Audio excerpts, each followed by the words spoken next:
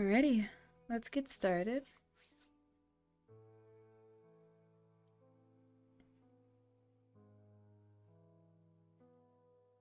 Chapter 42. Crawford sat in the back row of the jury box, eating red-skinned peanuts, while Graham closed the courtroom blinds. "You'll have the profile for me later this afternoon, I take it," Crawford said. "You told me Tuesday. This is Tuesday." "I'll finish it. I want to watch this first." Graham opened the express envelope from Brian Metcalf and dumped out the contents.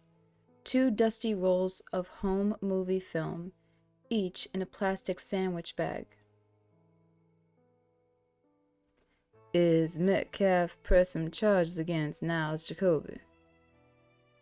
"Not for theft. He'll probably inherit anyway. He and Jacoby's brother," Graham said. "On the hash, I don't know. Birmingham's DA inclined to break his chops." "Good," Crawford said. The movie screen swung down from the courtroom ceiling to face the jury box, an arrangement which made it easy to show jurors filmed evidence. Graham threaded the projector. "On checking the newsstands where the tooth fairy could have gone a tatler so fast, I've had reports back from Cincinnati, Detroit, and a bunch from Chicago," Crawford said.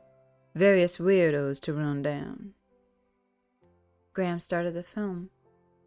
It was a fishing movie. The Jacoby children hunkered on the bank of a pond with cane poles and bubblers. Graham tried not to think of them in their small boxes in the ground. He tried to think of them just fishing. The girl's cork bobbed and disappeared. She had a bite. Crawford crackled his peanut sack. "Indianapolis is dragging ass on questioning newsies and checking the Servco Supreme stations," he said. "Do you want to watch this or what?" Graham said. Crawford was silent until the end of the 2-minute film. "Terrific. She caught a perch," he said. "Now, the profile. Jack, you were in Birmingham right after it happened. I didn't get there for a month. You saw the house while it still was their house. I didn't. It was stripped and remodeled when I got there. Now, for Christ's sake, let me look at these people and I'll finish the profile." He started the second film. A birthday party appeared on the screen in the courtroom. The Jacobys were seated around a dining table. They were singing. Graham lip-read, "Happy birthday to you." 11-year-old Donald Jacoby faced the camera. He was seated at the end of the table with the cake in front of him. The candles reflected in his glasses. Around the corner of the table, his brother and sister were side by side, watching him as he blew out the candles. Graham shifted in his seat. Mrs. Jacoby leaned over, her dark hair swinging, to catch the cat and dump it off the table. Now Mrs. Jacoby brought a large envelope to her son. A long ribbon trailed from it.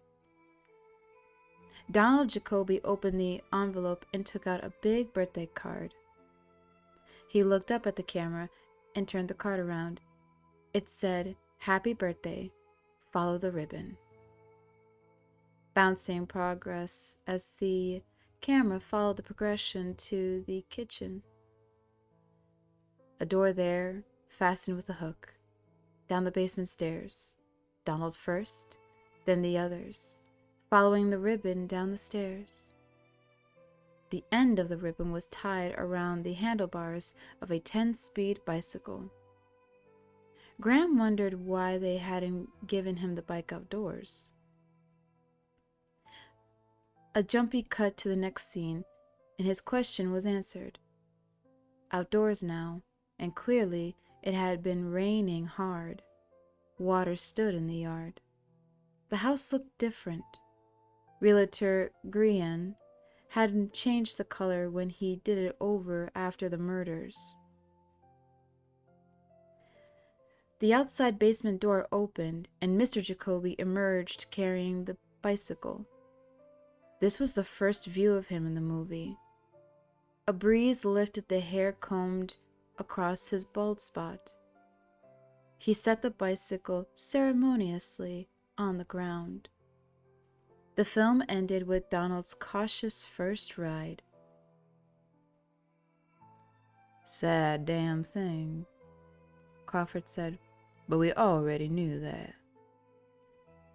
Graham started the birthday film all over. Crawford shook his head and began to read something from his briefcase with the aid of a pen light. On the screen, Mr. Jacoby brought out the bicycle out of the basement. The basement door swung closed behind him. A padlock hung from there. Graham froze the frame. There. That's what he brought the bolt cutters for, Jack. To cut that padlock and go in through the basement. Why didn't he go in that way? Crawford clicked off his pen light and looked over his glasses at the screen. "What's that?" "I know he had a bolt cutter. He used it to trim that branch out of his way when he was watching from the woods. Why didn't he use it and go in through the basement door?" "He couldn't." With a small crocodile smile, Crawford waited. He loved to catch people in assumptions. "Did he try? Did he mark it up?" "I never even saw the door. Gian had put it in a steel one with deadbolts by the time I got there." Crawford opened his jaws. "You assume Graham put it in." "Graham didn't put it in. The steel door was there when they were killed. Jacoby must have put it in. He was a Detroit guy. He'd favor deadbolts." "When did Jacoby put it in?" "I don't know. Obviously, it was after the kid's birthday." "When was that?" "It'll be in the autopsy if you got it here." "His birthday was April 14, a Monday," Graham said, staring at the screen, his chin in his hand. "I want to know when Jacoby changed the door." Crawford's scalp wrinkled. It smoothed out again as he saw the point. "You think that the Tooth Fairy cased the Jacoby house while the old door was with the padlock and still there," he said. "He bought the bolt cutter, didn't he? How do you break into some place with a bolt cutter?" Graham said. "You cut padlocks, bars, or chain. Jacoby didn't have any bars or gated chains, did he?" "No." "Then he went there expecting a padlock. A bolt cutter's heavily, and it's long. He was moving in daylight, and from where he parked he had to hike a long way to get to the Jacoby house. For all he knew, he might be coming in one hell of a hurry if something went wrong. He wouldn't have carried a bolt cutter unless he knew he needed it. He was expecting a padlock." "You figure he cased the house before Jacoby changed the door. Then he shows up to kill him, waits in the woods." "You can't see this side of the house from the woods." Crawford nodded. "He waits in the woods. They go to bed and he moves in with the bolt cutter and finds the new door with the deadbolts." Say he finds the new door. He had it all worked out. And now this. Graham said, throwing up his hands. He's really pissed off, frustrated. He's hot to get in there. So he does a fast, loud pry job on the patio door. It was messy the way he went in. He woke up Jacoby and had to blow him away on the stairs. That's not like the dragon. He's not messy that way. He's careful, and he leaves nothing behind. He did a neat job at the leads going in. Okay, all right, Crawford said. If we find out when Jacoby changed his door, maybe we'll establish the interval between when he cased it and when he killed him. The minimum time that elapsed anyway. That seems like a useful thing to know. Maybe it'll match some interval the Birmingham Convention and Visitors Bureau could show us. We can check car rentals again. This time we'll do vans too. I'll have a word with Birmingham Field Office. Crawford's word must have been empathetic. In 40 minutes flat, a Birmingham FBI agent with 𝘈𝘳𝘠𝘸𝘠𝘦 in tow was shouting to a carpenter working in the rafters of a new house. The carpenter's information was relayed in a radio patch in Chicago. Last week in April, Crawford said, putting down the telephone. That's when they put in the new door. My God, that's 2 months before the Jacobys were hit. Why would he case it 2 months in advance? I don't know, but I promise you he saw Mrs. Jacoby or saw the whole family before he checked out their house. Unless he followed them down there from Detroit, he spotted Mrs. Jacoby sometime between April 10, when they moved to Birmingham, and the end of April, when the door was changed. Sometime in that period, he was in Birmingham. The Bureau's going in with it down there? Cops too, Crawford said. Tell me this. How did he know there was an inside door from the basement into the house? You couldn't count on that, not in the South. He saw the inside of the house, no question. Has your buddy Metcalf got the Jacoby bank statements? I'm sure he does. Let's see what service calls they paid for between April 10 and the end of the month. I know the service calls have been checked for a couple of weeks back before the killings, but maybe we're not looking back enough. Same for the leads. We always figure he looked around inside the Leeds house, Graham said.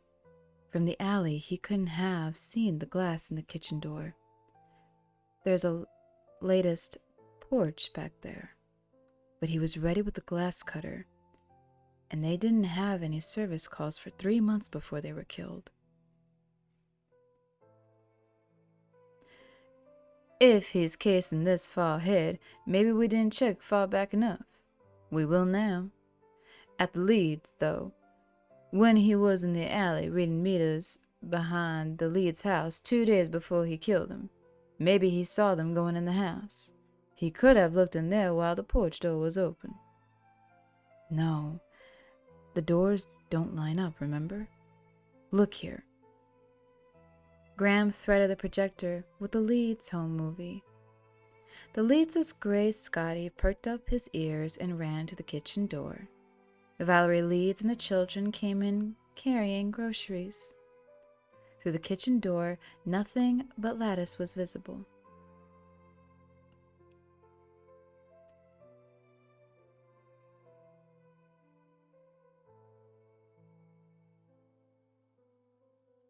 All right.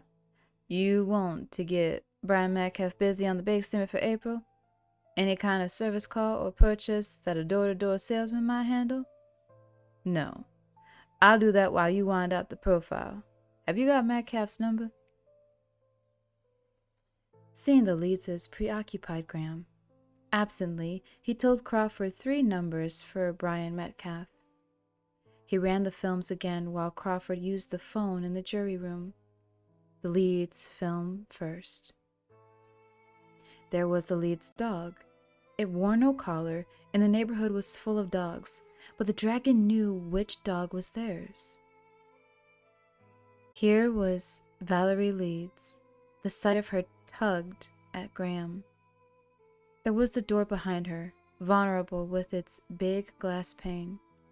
Her children played on the courtroom screen. Graham had never felt as close to the Jacobys as he did to the Leedses. Their movie disturbed him now. It bothered him that he had thought of the Jacobys as chalk marks on a bloody floor. There were the Jacoby children, ranged around the corner of the table, the birthday cakes flickering on their faces. For a flash, Graham saw the blob of candle wax on the Jacoby's bedside table, the bloodstains around the corner of the bedroom at the Leedses. Something. Crawford was coming back. Metcalf said to ask you, "Don't talk to me." Crawford wasn't offended. He waited, stock still, and his little eyes grew narrow and bright. The film ran on, its light and shadows playing over Graham's face. There was the Jacoby's cat. The dragon knew it was the Jacoby's cat. There was the inside basement door. There was the outside basement door with its padlock. The dragon had brought a bolt cutter. The film ended. Finally, it came off the reel, and the end flapped around and around. Everything the dragon needed to know was on the two films. They hadn't been shown in public. There wasn't any film club, film festa. Graham looked at the familiar green box the Leeds movie came in. Their name and address were on it. And Gateway Film Laboratory, St. Louis, 63102. His mind retrieved St. Louis just as it would retrieve any telephone number he had ever seen. What about St. Louis? It was one of the places where the Tatler was available on Monday night, the same day it was printed, the day before Lowndes was abducted. "Oh, me," Graham said. "Oh, Jesus." He clamped his hands on the sides of his head to keep the thought from getting away. "Do you still have Metcalf on the phone?" Crawford handed him the receiver. "Brian, it's Graham. Listen, did those reels of the Jacoby film you sent, were they in any containers?" Sure. I know you wouldn't have sent them along. I need help bad on something. Do you have the Jacoby bank statements there? Okay, I want to know where they got the film developed. Probably a store sent it off for them. If there are any checks to pharmacies or camera stores, we can find out where they did business. It's urgent, Brian. I'll tell you about it first chance. Birmingham FBI will start now checking the stores. If you find something, shoot it straight to them, then to us. Will you do that? Great. What? No, I will not introduce you to Hot Lips. Graham FBI agents checked 4 camera stores before they found the one where the Jacobys traded. The manager said all customers' film was sent to one place for processing. Crawford had watched the films 12 times before Birmingham called back. He took the message. Curiously formal, he held out his hand to Graham. It's Gateway.